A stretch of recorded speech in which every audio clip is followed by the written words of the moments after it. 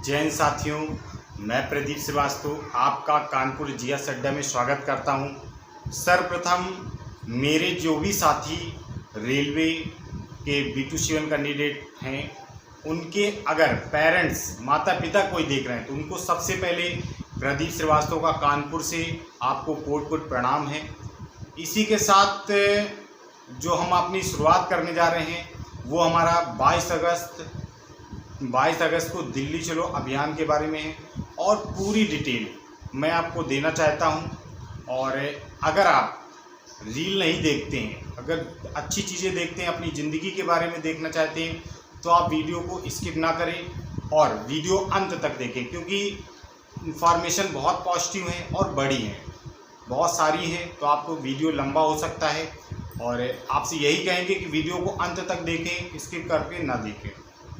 सबसे पहले ख्वाब बड़े सफ़र बड़ा, कई चुनौती पार गया मैं।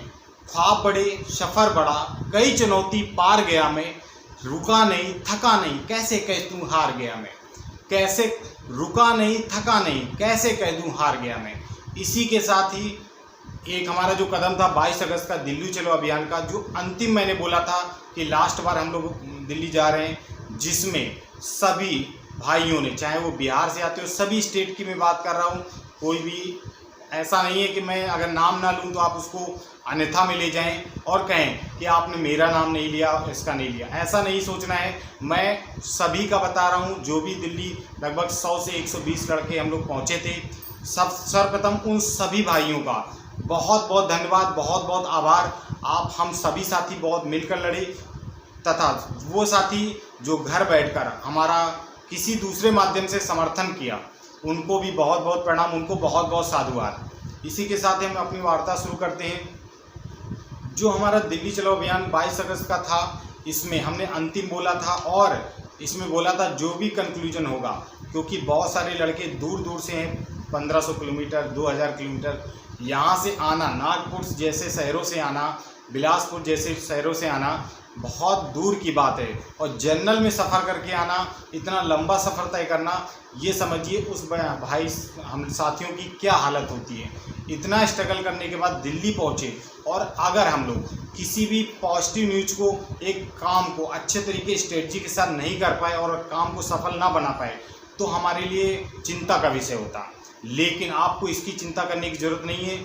जो हम लोगों ने मिलकर दिल्ली में कार्य किया, उसका इतना पॉजिटिव रिस्पांस आया जो मैं आपको आगे बताता हूं। सर्वप्रथम मैं बात करूंगा अपने दूरसंचार मंत्री श्री ज्योतिराज सिंधिया जी के बारे में। दूसरा होगा श्री चिराग पासवान जी के बारे में, उनसे क्या रिस्पांस मिला, सिंधिया जी से क्या रिस्पांस मिला। तीसरा होगा हम लोग वेस्टर्न कोर्ट गए, वहाँ पर क्या हुआ।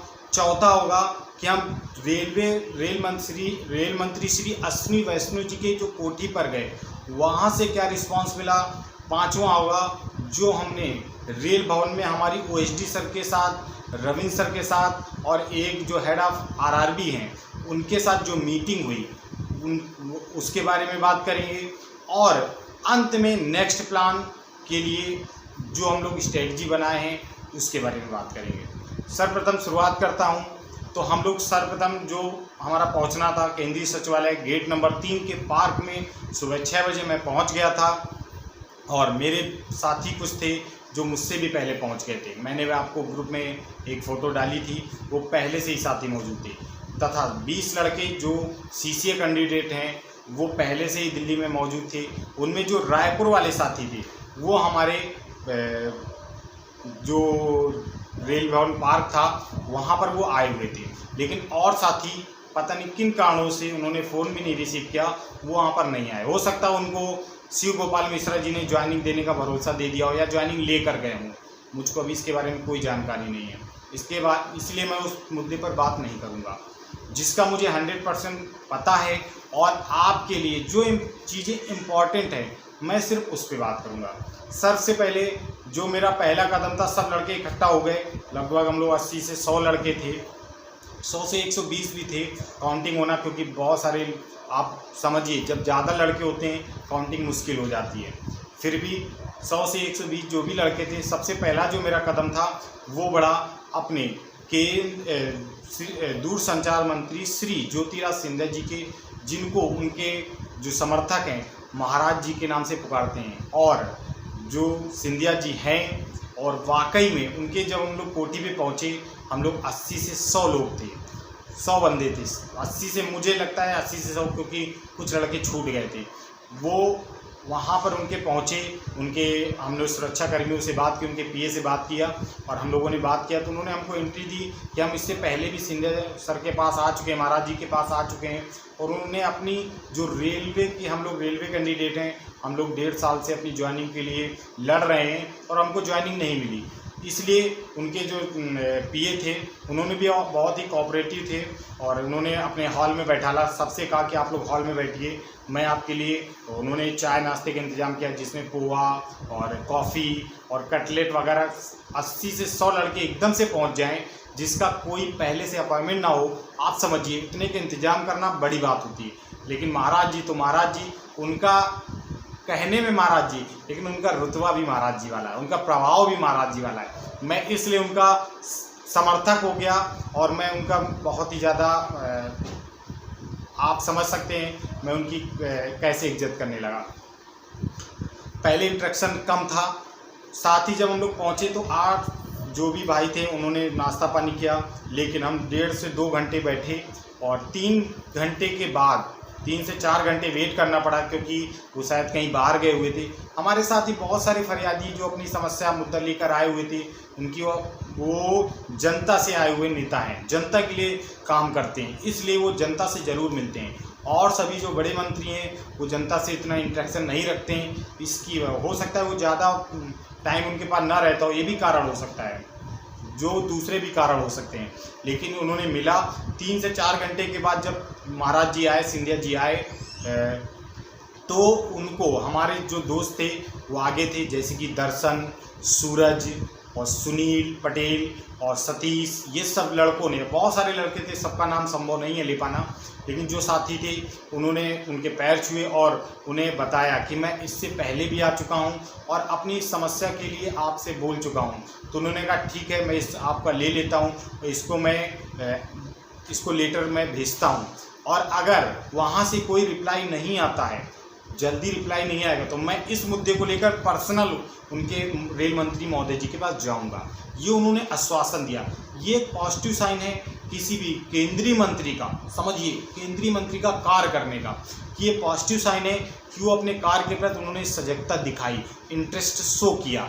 वरना इससे पहले गए थे, किन कारणों से मेरा लेटर नहीं पहुंच पाया, उसकी भी मैंने याद दिलाई। तो इसका मतलब उनको याद था कि इससे भी पहले लड़के, तब हम लोग 30 से 40 थे, कम संख्या थी, उनको उतना इम्प्रेशन नहीं पड़ा। लेकिन आप जो हमारे इतने सारे साथी आए, सबसे पहले आप लोगों का, ये आपका बहुत बहुत आभार है कि आपने जो हम लोगों की मुहिम थी इसमें आप लोगों ने बढ़ चढ़ के हिस्सा लिया और अपने इसको सफल बनाया। तो उन्होंने फिर उनके पीए को, हमारे जो साथी थे, उन्होंने पूरा मैटर को समझाया और उन्होंने आश्वासन दिया कि मैं इस लेटर को, आप चिंता ना करें, प्रेफरेंस में रखता हूं और 1-2 दिन के अंदर इसको मैं रेल मंत्री महोदय जी के पास भेजता हूं। तो उनका रिप्लाई भी आ गया। हम लोग दिल्ली में ही थे, हमारे सूरज भाई के पास बहुत अच्छा लड़का है, थोड़ा सा इसने बहुत अच्छा मेहनत किया है, इससे पहले भी मेहनत किया, हमारे साथ गए हम लोग, और इनके पास हमारा कॉल आया कि हम आपका लेटर रेल मंत्री महोदय जी के पास भेज रहे हैं, और एक लेटर आपके होम एड्रेस पे भी भेज रहे हैं। जैसे वो आता है, अगर उससे मैं मंगवाऊंगा तो मैं आपको अगला अपडेट भी दूंगा। लेकिन एक लेटर सिंधिया जी के द्वारा ये हमारा रेल मंत्री महोदय जी तक पहुंच गया, ठीक है।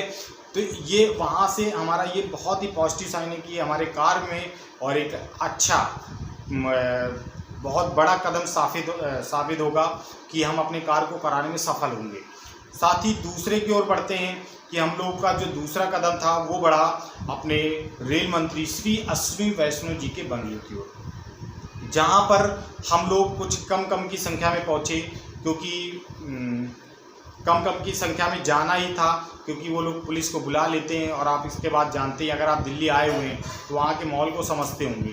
तो हम लोग जब रेल मंत्री महोदय जी के पास कोठी पर पहुँचे तो हमारे वहाँ पर उनके जो पीए हैं, स्टेनो हैं अमित कुमार जी, उनसे हम लोगों की वार्ता हुई और उनसे हम लोगों ने बोला कि आपने 15 जुलाई को भी हम लोगों को बुलाया था, हमारी ओएसडी सर के बाद मीटिंग भी हुई थी, लेकिन सर कोई भी पॉजिटिव रिस्पांस नहीं दिया गया। वहाँ से अभी तक हमको ऐसा कोई भी ठोस कार्रवाई नहीं हुई जिससे हम संतुष्ट हों और हम लोग यहाँ पर ना आए। हम लोग ऑल ओवर इंडिया से 200 से 300 बच्चे आए हैं, 150-200 बोला है मैंने उनसे, और कुछ हमारे इंडिया गेट पार्क में बैठे हुए और हम कुछ को यहाँ पर लाए हुए आधों को। और आपका से निवेदन है, क्योंकि उस समय मंत्री जी जाने वाले थे, उनका समय था, तो आधे लड़के उनके दूसरे गेट पर थे और आधे लड़के हम अपने 1 नंबर गेट पर थे। उनके पीए से बात कर रहे थे, पीए ने बहुत अच्छा सपोर्ट किया और जल्दी से बात हमारी अंदर गए, कहते अच्छा आप 5 से 10 मिनट रुकिए, हम आपको बताते हैं। उन्होंने ओएसडी सर के जो पीए रहते हैं उनको कॉल किया और उनसे बोला कि ऐसे ऐसे लड़के आए हुए हैं, इतने सारे लड़के हैं और इनकी ये समस्या है, रेलवे से जुड़े हुए हैं। तो उन्होंने कहा ठीक है, मैं आपको एक नंबर देता हूँ। वो जितेंद्र कुमार जी को कॉल किया था रेल भवन में, उसको किया था जितेंद्र कुमार जी को। उनका तुरंत मेरे पास उन्होंने एक नंबर दिया, अमित कुमार सर ने, स्टेनो है, और कहा कि इस पे नंबर पे बात करिए। तो हमने उस पर जैसे फ़ोन किया तो उन्होंने हमको बताया, हमने बोला कि कोठी से आए हुए हैं, कोठी से आपका नंबर मिला है और ऐसा ऐसा बोला गया है। तो उन्होंने ठीक है, मैं सर से बात करके बताता हूँ। उसके तुरंत 5 मिनट बाद बैक कॉल आया रेल भवन से मेरे पास, क्योंकि मैंने ही कॉल किया था इसलिए मेरे पास आया। और उन्होंने मुझको कॉल किया, बताया कि आप लोग कितने लोग हैं। मैंने बोला 150-200 लोग हैं और हम आपसे रेल मंत्री जी से मिलना चाहते हैं। तो कह रेल मंत्री जी से नहीं, हम आपके ओएसडी सर से वार्ता करवाते हैं और कहते हैं कि आप 10 लोग छांट लीजिए ऐसे जो बोल सके, अपने चीज़ों को रिप्रेजेंट कर सके। रिप्रेजेंटेशन बोला था उन्होंने कि सारी चीज़ों के आप मुद्दे के साथ, ऐसे नहीं आप आधे डॉक्यूमेंट लाएं और आधे ना लाएं। इसलिए हम लोग उन लोगों को मैंने छांटने की कोशिश की और 10 लड़के ऐसे छांटे जो अंदर अच्छे से अपनी बात को रख सकते हैं।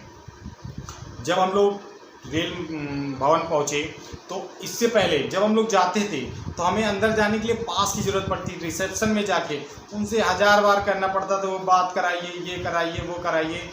50 क्वेश्चन करते थे अंदर जाने के लिए, पास बना, ये बना, वो बना। इस बार डायरेक्ट ओएसडी सर से सिक्योरिटी को कॉल आया कि प्रदीप श्रीवास्तव +9 और मेरे नाम से आया, 14 नंबर हमारा उनका था, और इनके नाम से आया +9 लड़कों को और एंट्री करने के डायरेक्ट मिला। कोई पास नहीं, कुछ भी नहीं, कोई चेकिंग नहीं। डायरेक्ट हम लोग अंदर गए। उनके ऊपर से हम लोग को लेने आए हुए थे, उनके जो मल्टी स्टाफ थे, नीचे वर्कर थे, उन्होंने स्टाफ हमको लेने आए वो भैया, और हम लोग उनके साथ ओएसडी सर के पास गए। लगभग आधे घंटे हम लोग उनके केबिन के बाहर हम लोग खड़े हुए होंगे। तब तक उनके जो स्टाफ था उन लोगों ने हमको पानी, लड्डू और सूप वगैरह जो भी पीने को संभव था उन्होंने हमको दिया, हम लोगों ने खाया। उसके आधे घंटे के बाद हम लोगों को बुलाया गया, क्योंकि उस समय आधे घंटे तक वो head of RRC Ravindra Kumar Jain, ED आप जानते होंगे, और हेड ऑफ आरआरबी भी वहाँ पर उपस्थित थे, जो कि एएलपी और टेक्नीशियन की वैकेंसी को देखते हैं। उनसे उन्होंने मुद्दे को समझने की कोशिश की, इनका क्या मुद्दा है, वो उस चीज़ को पूरा समझ रहे थे। जैसे फिर हम लोगों को बुलाया गया तो हम, विनीत और इंद्रपाल और नंदन और बहुत सारे बच्चे थे, कुछ का नाम स्लिप हो रहा है, और 10 लड़के हम लोग थे।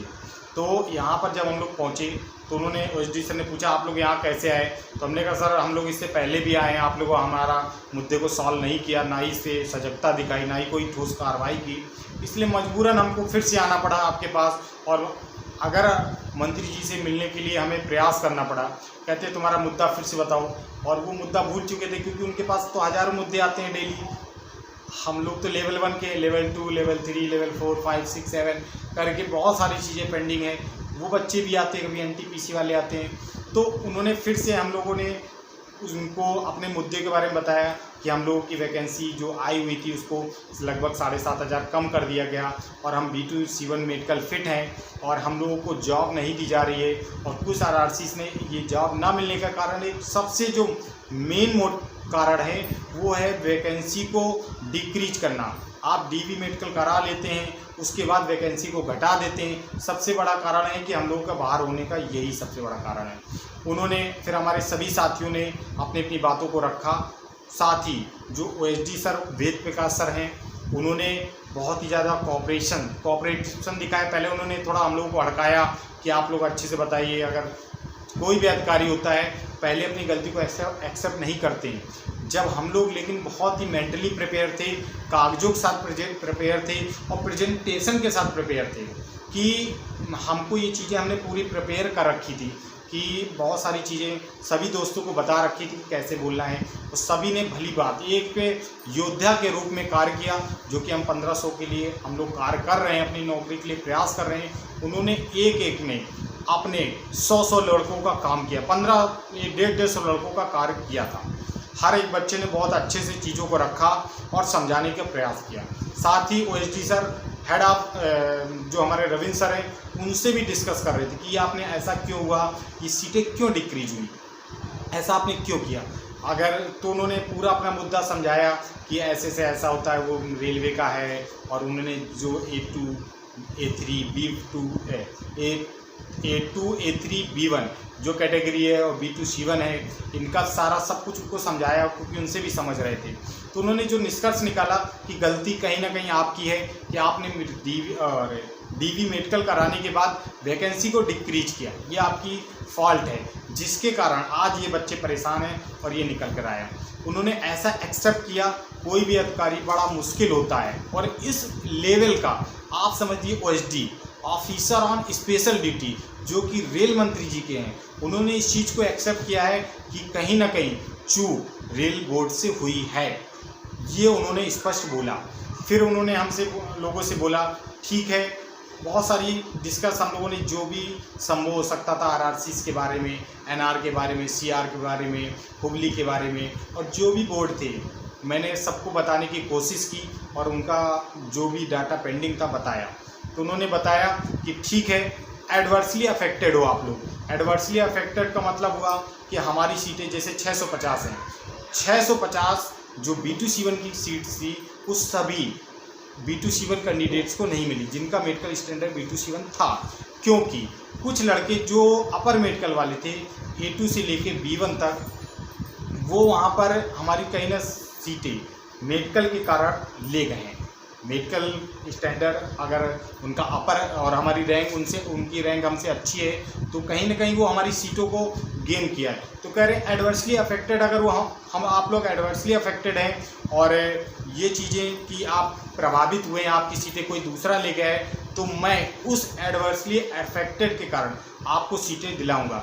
हमने कहा सर जी कुछ भी करिए, कैसे भी करिए, आप लोगों का कार्य है कि आप हम जो भी B2 C1 पेंडिंग कैंडिडेट हैं, आप सबका डाटा एनालिसिस करिए, सबको मंगाइए और हम सभी को एडजस्ट कराने की कृपा करिए, क्योंकि हम लोग 1.5 साल से परेशान हैं। हम लोग बहुत ही रिच फैमिली से नहीं बिलोंग करते हैं, बहुत गरीब फैमिली से हैं। हम लोगों का बहुत ज़्यादा प्रताड़ित है, मेंटली भी डिस्टर्ब हो चुके हैं कि हमारे पास कोई चारा नहीं है जिससे हम आपसे ये कह सकें कि एक बार रविंद्र सर ने बोला भी कि आप नेक्स्ट एग्ज़ाम करिए, मैंने 3 साल एक्सटेंशन दे दिया है। तो हमने सर कहा हम लोग इतने बहुत फैमिली से नहीं हैं, आप होंगे IAS, 5 साल आपने नौकरी करके फिर से IAS क्लियर कर लिया होगा, आप इतने टैलेंटेड हैं। लेकिन मेरा परिवार, मैं इतने रिच फैमिली से नहीं बिलोंग करता हूँ कि मैं क्या लगभग 1500 कैंडिडेट ऐसा नहीं होगा जो लेवल 1 की नौकरी के लिए इतना रिच फैमिली से बिलोंग करता हो, कुछ को छोड़कर। तो हम लोगों के साथ, और अगर हम फिर से जाते हैं तो मेरे साथ आप लोग फिर से यही करेंगे, क्योंकि मेरा जो मेडिकल स्टैंडर्ड है मुझे मालूम है, due to power I have accepted the medical standard of C1, जिसके कारण मुझको C1 मिला। ये मेरे साथ फिर से होगा, आप फिर से मुझको C1 ही देंगे, कोई यहाँ पर तो दे नहीं देंगे। तो यही कारण था जिसके कारण मैंने उनसे बोला कि हम लोगों के साथ आप न्याय करिए, ये मशीनरी वाली बात मत करिए। तो जो मानवता होती है आप उसको नाते रखते हुए, तो OSD सर ने प्रॉमिस किया है कि हम आपके बात को, मुद्दे को और पूरी तरीके सॉल्व करेंगे, इसमें कोई भी वो चीज़ नहीं होगी। तो हम लोगों ने उससे चलते चलते बोल दिया कि सर आप ये बता दीजिए कितने दिनों में अपडेट मिल जाएगा। कह रहे हम करेंगे, अभी हम टाइम नहीं बता पाएंगे, लेकिन जहाँ तक मुझे लगता है उनको 10 से 15 से 17 दिन देना चाहिए। हमें उनका इफेक्ट कहाँ से पता चलेगा, ये हमारे RRC से उन्होंने क्या ऑर्डर दिया हम पता कर लेंगे। कुछ मेरे सोर्स हैं, आप लोगों के सोर्स हो, आप भी पता करिए। हम का मतलब सिर्फ मैं नहीं हूँ, मैं आपके जैसा ही एक सामान्य लड़का हूँ। बस आप लोग अपने अपने स्तर पर कार्य करिए, हम लोग को 100% सफलता मिलेगी। ऐसा हो ही नहीं सकता, क्योंकि ईश्वर का दिया हुआ कभी अल्प नहीं होता। जो टूट जाए वो कभी संकल्प नहीं होता। जो लड़के बोले कि मैं आऊँगा, उनका वो संकल्प नहीं था। ईश्वर का दिया हुआ अल्प नहीं होता, जो टूट जाए वो संकल्प नहीं होता। और लक्ष्य को नकारात्मकता से बहुत ही दूर रखिए। लक्ष्य को हार से बहुत ही दूर रखिए दोस्तों। सभी लोग लक्ष्य को हार से बहुत ही दूर रखिए दोस्तों, क्योंकि जीत का कोई विकल्प नहीं होता और हम लोग जीत कर रहेंगे। हम लोग अपने हक के लिए लड़ रहे हैं और इसको लेकर रहेंगे। हम लोग को कुछ भी करना पड़ेगा। अगर इस बार ओएसडी सर कोई ठोस कार्रवाई नहीं करते हैं तो अगला टारगेट हमारा सिर्फ का सिर्फ रेल मंत्री महोदय जी से वार्ता का होगा। ओएसडी सर से भी हम लोग नहीं मिलेंगे, उनसे कोई वार्ता नहीं करनी हमको। हमें उनसे नहीं मिलना, किसी भी प्रकार से नहीं मिलना। वो मीठी गोली देना चाहते हैं तो दें, हमें नेक्स्ट टाइम सिर्फ रेल मंत्री जी से बात होगी और किसी से हम बात नहीं करना चाहेंगे। इसी के लिए हम लोग शाम को फिर जब हम लोग रेल भवन से बाहर आ गए, अब जो उनका निष्कर्ष निकला, उन्होंने बहुत ही ज़्यादा पॉजिटिव रिस्पांस दिया हम लोगों को, जो मुझे लगता है 15 से 20 दिन में आप लोगों को पैनल के माध्यम से सभी आरआरसी से रिजल्ट दिखना शुरू हो जाएगा। आप 100% रहिए, कहीं ना कहीं आरआरसी से रिजल्ट निकलेगा, मैं ही आपको अपडेट करूँगा। हम लोग रेल भवन से बाहर आए, सभी साथियों को सूचना दी, जो भी साथी 80-100 थे, सूचना दी। उसी के साथ ही लगभग टाइम बहुत ज़्यादा हो चुका था, क्योंकि हम तो पूरी रात सोए भी नहीं। मेरे साथ जो गए थे, हम लोग के साथ बहुत ही भीड़ हुई थी। हम लोग जनरल से गए थे और 1 मिनट भी नहीं सोए, कुछ सुबह से खाया भी नहीं था। सिर्फ सिंधिया जी के यहाँ थोड़ा सा पोहा और एक चाय पी थी। तो मेरा शरीर मेरा साथ नहीं दिया और मेरा सर बहुत ज़्यादा दर्द कर रहा था, मेरी तबीयत ख़राब हो गई। तो मुझको एक साथी ने दवा दी और मैं थोड़ी देर 2-3 घंटे 4 घंटे में पार्क में ही पड़ा रहा। और मेरे साथी थे अपने दूसरे लक्ष्य के लिए निकल गए। वहाँ पर निकलने पर सबसे पहले हम उनको जाना था जेपी नड्डा जी के यहाँ, और जो देने के लिए जो अपने इस समय के स्वास्थ्य मंत्री हैं उनके आवास पर जाना था, अकबर रोड पर। तो वहाँ पर जब हमारे साथी पहुँचे तो ये सब एक साथ हो गए थे। तो इसके कारण जब हम लोग रेल भवन सुबह पहुँचे थे तो उन्होंने दिल्ली पुलिस को पहले ही इन्फॉर्म कर रखा था कि बहुत सारे लड़के 200 से 250 लड़के आए हुए हैं, आप इन पे नज़र रखिए। तो वो लोग पहले से ही प्रदीप रावत, जो कि वहाँ के एरिया इंस्पेक्टर हैं, उनको पहले से मालूम था लड़के आए हुए हैं। तो उन्होंने साथियों को रोक लिया, क्योंकि साथी 2 गुटों में बटे हुए थे, कुछ पहले तो कुछ बाद में। उन्होंने उनको रोक लिया और एक वही नीली जिप्सी बुलाई और उनको लेकर जो अपना मीडिया वाला डिजिटल पॉइंट होता है वहाँ थाने में ले गए, उनको वहाँ बैठाला। और कुछ साथियों को जो दूसरी जगह थे उन्होंने वायरलेस पे इन्फॉर्म किया और वहाँ से उन साथियों को भी बोला कि आप आइडेंटिफाई करिए क्या यही वही लड़के हैं। तो उन सभी साथियों को एक साथ किया, जो कि हर बार हमको मालूम होता है ये हम लोग के साथ पुलिस का होना है। लेकिन पुलिस का व्यवहार भी बहुत कोऑपरेटिव था, क्योंकि हम लोग हर एक पुलिस अपने जो सुरक्षाकर्मी हैं उनको पता हो गया कि रेलवे के कैंडिडेट हैं और बेचारे 1.5 साल से परेशान हैं। हाँ, ऐसा कोई भी, चाहे कांस्टेबल हो चाहे वो इंस्पेक्टर हो, सबको मालूम है हमारी इस समस्या के बारे में। इसलिए उन्होंने बहुत ही कोऑपरेशन के साथ हम लोगों को समझाया और हमारे साथियों को बोला कि आप परेशान ना होइए, कि आपका ये मुद्दा हम आपको करवाते हैं। वो हमारे 2 साथी को, सूरज और विनीत को, अपने एक जिप्सी में बैठाल कर जेपी नड्डा जी, जो कि स्वास्थ्य मंत्री जी के यहाँ भी ले गए, लेकिन स्वास्थ्य मंत्री जी उसमें उपलब्ध नहीं थे, जिसके कारण उनसे उनका मुलाकात नहीं हो पाई। लेकिन हमारा जो लेटर है, एक लेटर हमारा जो समस्या का ज्ञापन है, वो वहाँ तक पहुँचाने का उन्होंने आश्वासन दिया और उनके जो पीए थे, वहाँ पर सुरक्षाकर्मी तैनात थे, उनको दे दिया गया। अब वो मुद्दा कहीं ना कहीं स्वास्थ्य मंत्री जी तक पहुँचेगा। हमारा यही प्रयास है कि अपनी समस्या को, क्योंकि अश्विनी वैष्णव जी राज्यसभा से आते हैं, वो लोकसभा के होते तो वो जनता से डायरेक्ट इंटरेक्शन रखती, लेकिन वो जनता से डायरेक्ट इंटरेक्शन नहीं रखते। लेकिन उनकी एक अच्छाई भी है कि उनके कोठी पर अगर आप जाते हैं तो 24 घंटे एक उनका पीए, जो पीए पर्सनल स्टेनो रहते हैं, जो कि उनके आवास में तैनात रहते हैं। अगर हम लोग कोई भी साथी हमारा वहाँ जाता है तो वो मिलते ज़रूर हैं और जो भी संभव होती है वो अपनी बात को रेल भवन पहुँचाते हैं, क्योंकि अश्विनी वैष्णव जी बंगले में बहुत ही कम लोगों से मिलते हैं और वो सिर्फ रेल भवन ही मिलते हैं।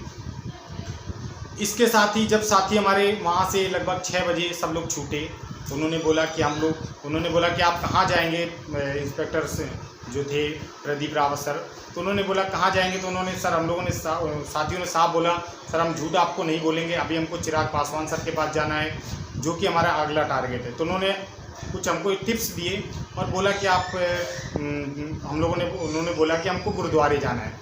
हमारे सभी साथी वहाँ से निकले और गुरुद्वारे निकलने के लिए हमारे चिराग पासवान सर के बंगले जो कि नॉर्थ एवेन्यू में है वहाँ पर पहुँचे। मैं भी तब तक मेरी तबीयत ठीक हो चुकी थी, मैंने दवा खाई हुई थी, दोबारा फिर से खा ली थी और मेरे दर्शन भाई ने एक साथी मेरे लिए छोड़ गया था, अगर कोई ज़्यादा समस्या हो तो मुझे कॉल कर लेना। तो दर्शन भाई का बहुत बहुत आभार, क्योंकि उसने मेरा भी ख्याल रखा और अपना भी। और इसी के साथ जब मैं ठीक हो गया तो मैं माननीय श्री चिराग पासवान जी के वहाँ पर कोठी में पहुँचे। हम लोग सभी साथी वहाँ पहुँच गए थे, थोड़े थोड़े टुकड़ों में कर और मैं कुछ इंस्ट्रक्शन थी जो विनीत भाई ने और सभी सूरज भाई ने, विशाल शर्मा जो कि वीएस के नाम से आप लोग सभी जानते होंगे, थोड़ा सा बोलता है लेकिन लड़का बहुत अच्छा है, इसने बहुत भरपूर समर्थन किया और बहुत अच्छे से काम किया। तो इन सभी ने इंस्ट्रक्शन दे रखा था, अगर भाई किसी का बुरा ना मानिएगा, किसी का अगर नाम छूट जाता है, क्योंकि बिहार से मेरे बहुत साथी आए थे जैसे दीपू, नंदन, टिंकू, रवि निराला और अभय और सतेन, आरा से आए थे, बहुत सारे 25, अब सबका नाम संभव नहीं है, आप कोई भी अपने माइंड मत करिएगा। मैं सभी का आभार व्यक्त करता हूँ। तो ये सभी साथी बहुत ही और जो राजस्थान के जो हमारे साथी हो तो पहले से आ रहे हैं, पहली राम वगैरह, लोकेश और सभी साथी, हम लोगों ने उनसे रिक्वेस्ट की कि हमको, क्योंकि इससे पहले हम लोग उनके अपॉइंटमेंट के लिए कॉल कर चुके थे, हम, विनीत, दीपू और कम से कम 10 लड़कों ने कॉल कर रखा था कि हमको रेलवे कैंडिडेट हैं, 150 से 200 लोग हम लोग आ रहे हैं और हमें चिराग पासवान जी से मिलना है।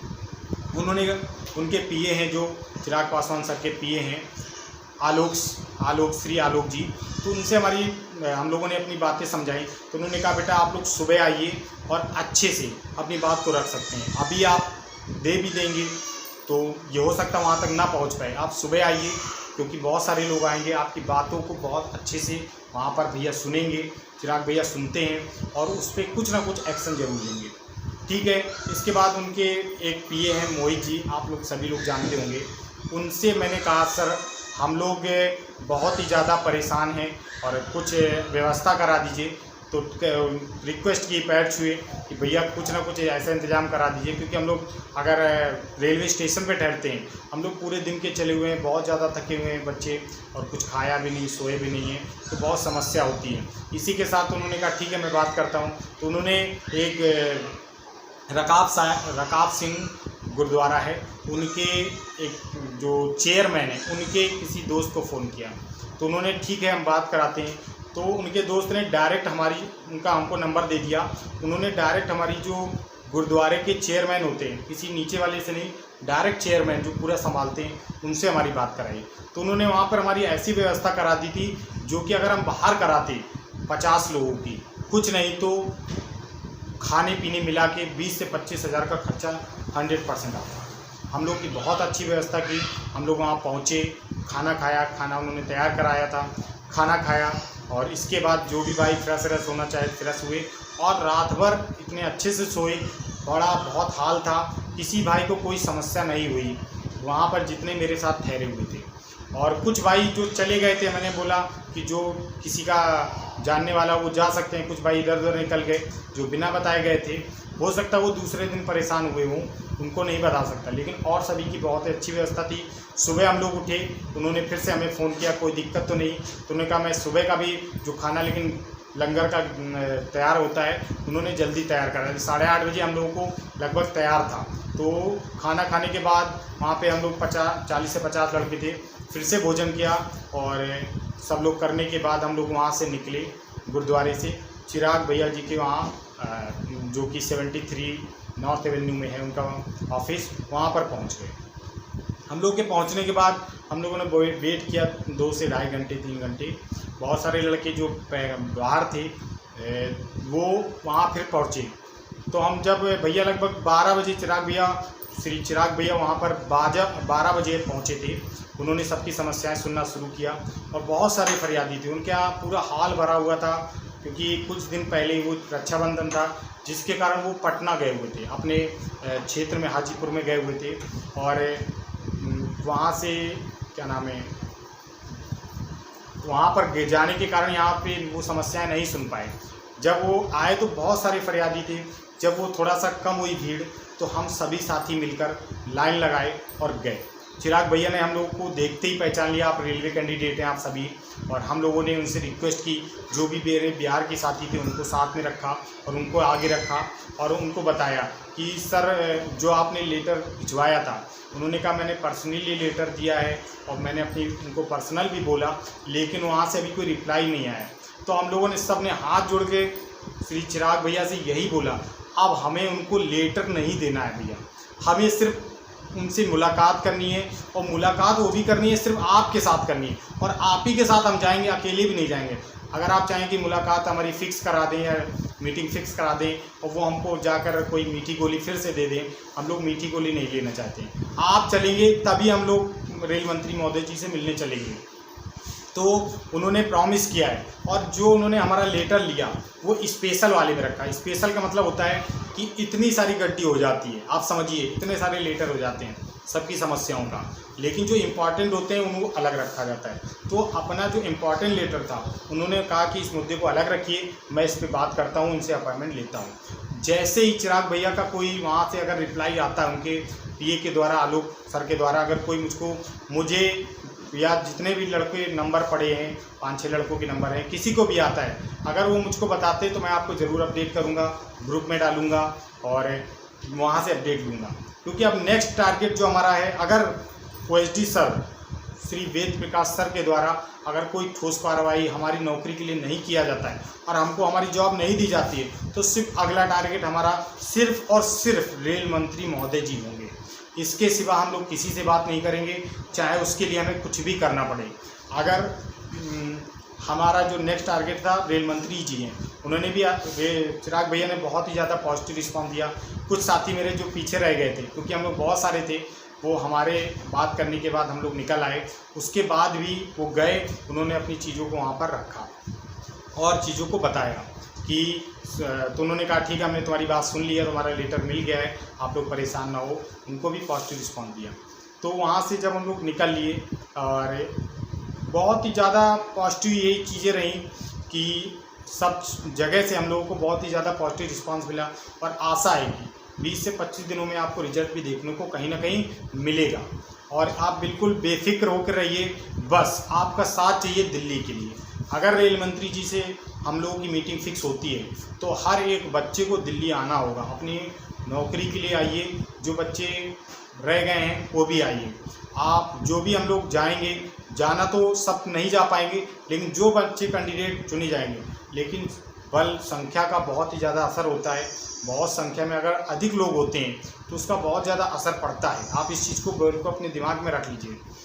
इसके साथ ही हम लोगों का जो नेक्स्ट प्लान था, अब हम लोगों का जाना था वेस्टर्न कोर्ट, जहाँ पर सभी सांसद रहते थे। और वेस्टर्न कोर्ट पहुँचे, वेस्टर्न कोर्ट हम लोग गए और वहाँ पर जाकर वहाँ के राजस्थान के एक सांसद हैं श्री ब्रजेंद्र सिंह ओला जी, उनसे हम लोग मिले, उनसे अपनी समस्या को, उनको भी अपने ज्ञापन दिया। उन्होंने कहा और आपने कहा हम अपने लेटर पैड के द्वारा अपने को दे देंगे।